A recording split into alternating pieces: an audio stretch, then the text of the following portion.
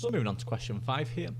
We've been given a sketch of the curve with equation y is equal to the square root of x. And we're told that the point P, xy, lies on the curve. So that's just a point here. And we're told that this little sketch here has a height of y and a width of delta x.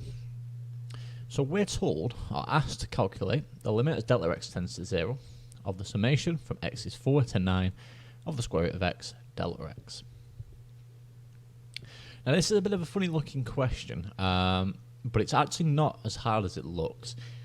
Now it's a 3-mark question, so I always say try and use the marks as a bit of a guide to what you're going to have to do here. Think about what integration does. Now I've kind of just told you what the question is already, but you've got to think about what's going on in this actual question. They've drawn one example here, this little strip here. I think it's somewhat similar to the trapezium rule. The trapezium rule looks at calculating loads of little trapeziums between a certain set of points.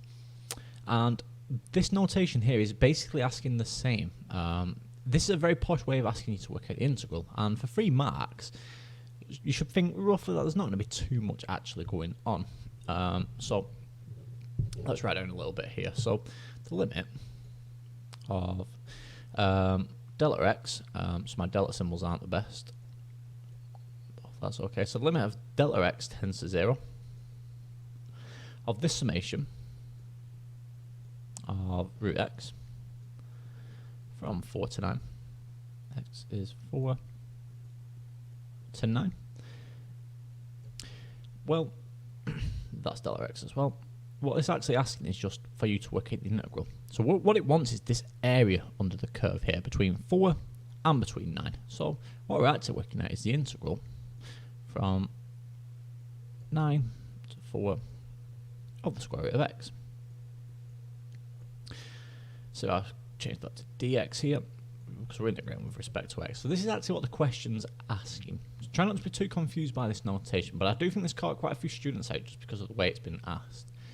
So we're only working at the integral of root x dx between 4 to 9. So let's have a go at calculating this. So root x, remember, is x to the power of a half. So if we integrate that, what that's going to give us is x to the 3 over 2.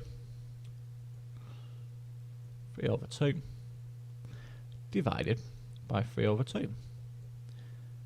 So if we simplify this, we're going to take the 2 on top because this is x to the 3 over 2 divided by 3 over 2. So what we can do is we can take the 2 on top and times it by what's on top, and we're still dividing by this. So we're taking the 2 on top to times with this. So this is going to give us 2x to the 3 over 2 divided by 3, or 2/3 of x to the 3 over 2. So that's a 3 there, believe it or not. Let me just redo that. So 2x to the 3 over 2 divided by 3. Now we just need to put our limits in. So if I put my square brackets in just so we can see. So my limits are 9 and 4. So if I put my limits into this now, so substituting the limits in, what's this going to give? So it's going to be 2/3 of 9 to the 3 over 2, yep. Like that. And remember we subtract the lower limit, so this is going to be minus 2/3. So I'll put this in square brackets just so we can see and we don't get confused. Minus, and again in brackets, 2/3 of 4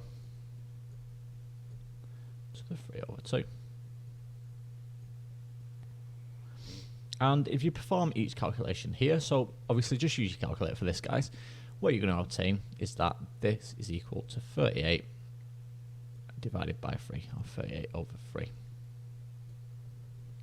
And there you have it. That's what the calculation is for this question here. So that's just 3 marks.